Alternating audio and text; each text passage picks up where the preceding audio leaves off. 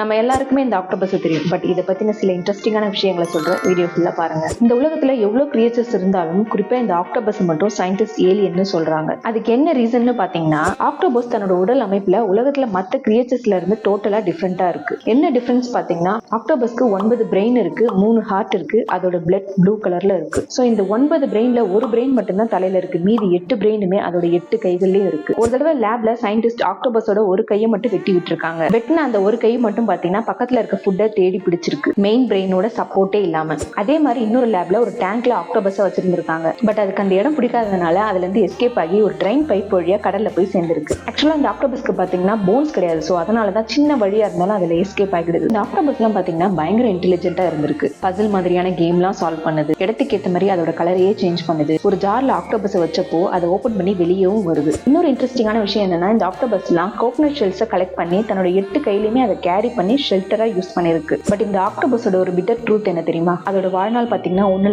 to 2 வருஷம் மட்டும்தான். இதுதான் இயற்கையோட படைப்பு.